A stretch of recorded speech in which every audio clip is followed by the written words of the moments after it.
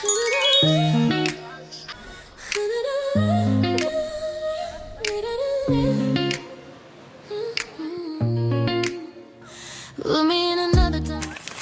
guys! Good morning and welcome back to my channel. So guys, this is the third day here in Boracay and also last day din I said. And we're about to go to the beach na because we wanted to take some pictures. Currently, it's 8 a.m. pa naman. So, I think wala pa masyadong araw and also hindi pa marami yung tao. So, medyo makalat lang yung aming bed because we nag-aayos na si Sed. Nag-aayos na din ako kasi pabalik na din ako kay La Mother. And yeah, and sinuot ko lang yung first day ko na damit kasi wala akong masyadong picture that day. And sayang naman yung damit na binili ko. And of course, gusto ko din magpa-picture na ganito yung like blue, light blue, and then yung damit ko kanina no first day. So, yeah, magpapa-picture din ako. Pero hindi na ako maliligo. Pero si Sed maliligo siya. So, ako hindi na. So, yeah. Let's go, guys. And, punta tayo doon sa... Napakita ko na sa inyo yung paano pumunta from Paseo Pacific going to the beach. So, pakita ko sa inyo ulit kasi I think parang kinatkat ko siya. So, pakita ko sa inyo ulit gaano kalapit yung parang yung hotel tapos pupunta ka doon sa beachfront, which is super lapit lang. So, that's why this hotel is very ideal siya.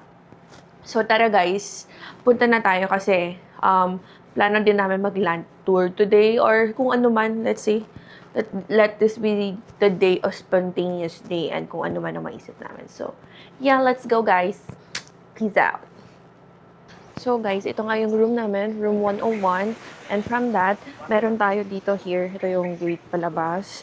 Papuntang the swimming pool nila here. Medyo residential yung katabi natin guys. Tapos, yan. And then, lakad lang kayo guys. Sige, pakita ko sa inyo. Hold on. Ayan. Yan, lakad lang kayo. This one dito yung swimming pool, yung gym nandito din. Pakita. Hello, good morning.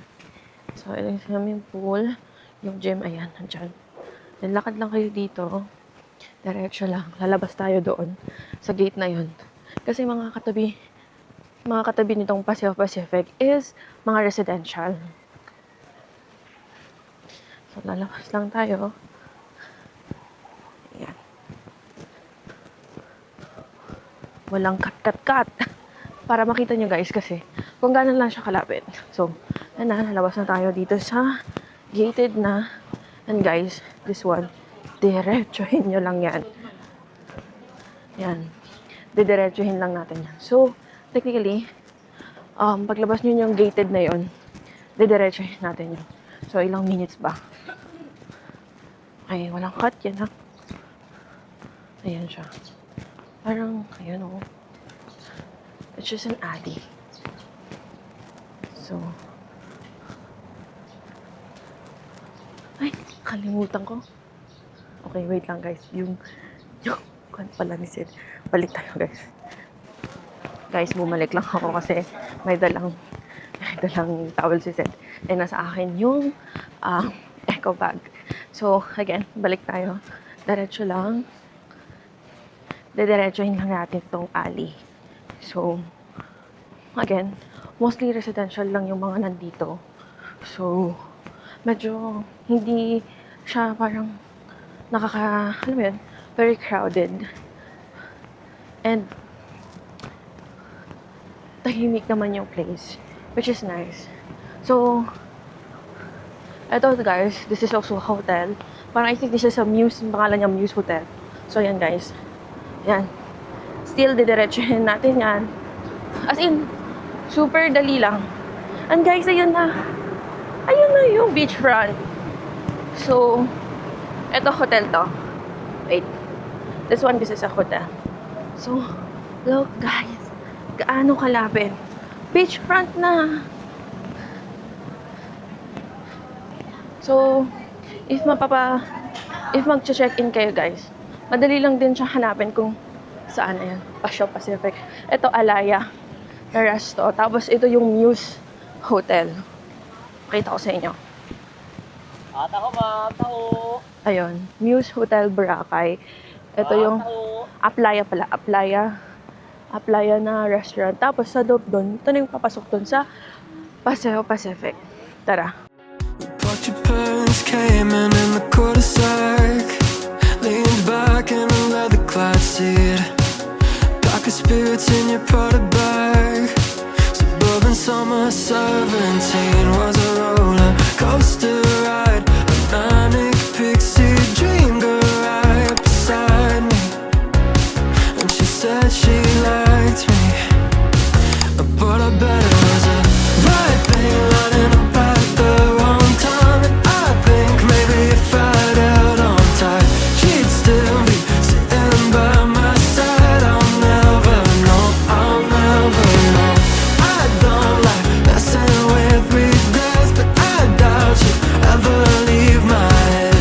What could I have done, could I have said? I'll never know, I'll never know.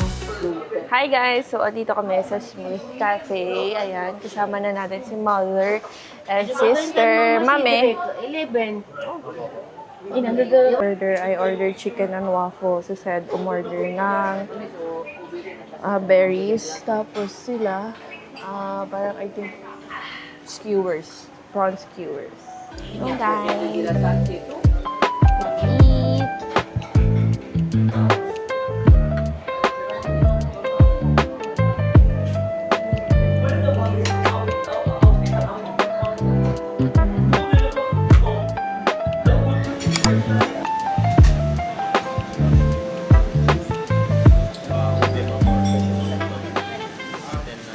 Hi guys! So, nakapag-check out na kami sa Patio Pacific.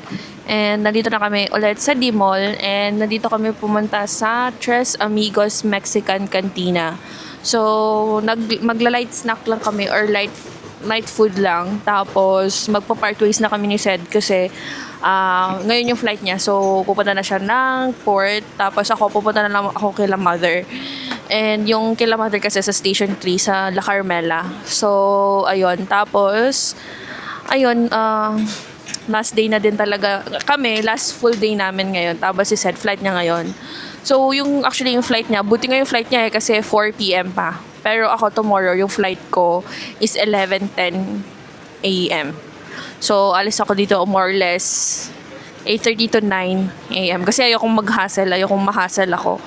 But, ayun, very sunny. Ang dami ng ganap. Actually, kanina, na-videoan ka naman. Nag-last day swimming kami kanina sa beach. Doon lang sa beachfront ng medyo doon na sa may pa-station 1 na. And nakita namin din yung Cafe Uno, Smooth Cafe, at saka Cafe Got Soul. So, doon kami nag-lunch yung kanina or nag-brunch sa Smooth Cafe. So, ayun lang. So, we're just here waiting for our food. Tapos, after siguro mga 1, magpa-part ways na kami ni Sed kasi nga, today, kaya din ako naka-white kasi may yacht party or nakabook sila mother ng yacht party. So, or yacht cruise, parang ganon. So, sasama ako. So, ayun lang. And, yun, what a great birthday surprise from Sed. Yan. Thankful tayo kay Sed, no?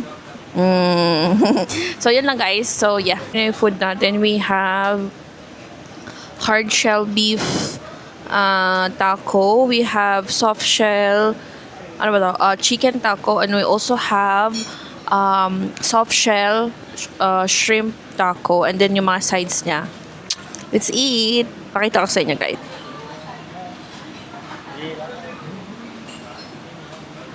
Tara guys, let's eat. Again, this is the Tres Amigos. Basta, parang tatlo siya na tacos. May beef, may chicken, and then may prawns. So, let's eat. This one is the beef one, the hard shell. Lagyan ko ng... What's this? Parang yogurt. Lagyan natin ng salsa. Ano sa service mo? Hindi, may nagsabi na ako.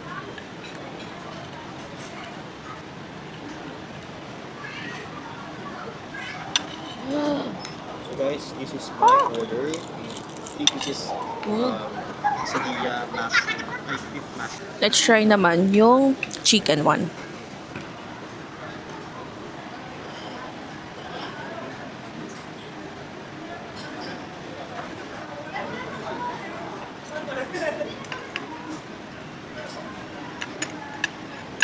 guys. Sobrang...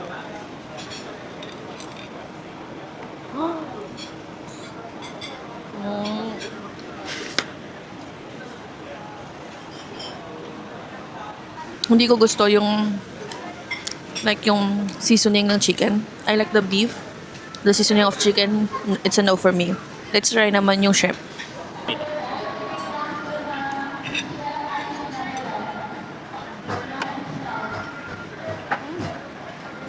If I'm going to rate it, it's like beef, shrimp, chicken. Yung shrimp, just okay.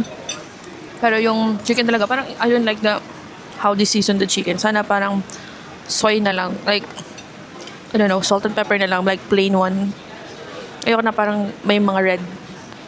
Anyway, but the shrimp, it was okay. But I like the beef one. So, yun lang. Bye, guys.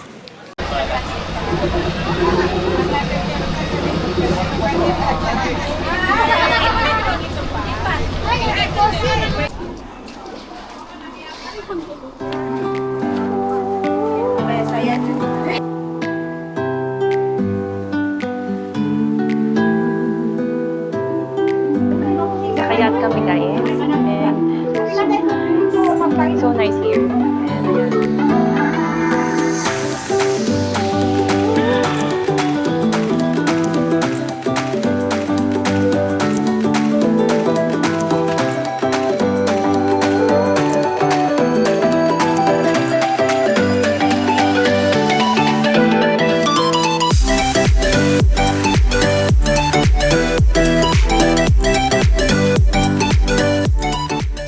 Guys, tapos na yung ating yacht experience and it was really a good experience and would definitely go here in Boracay na ganito talaga, nagko-cruise. So guys, thank you for watching and I'll see you in the next one. Let's go!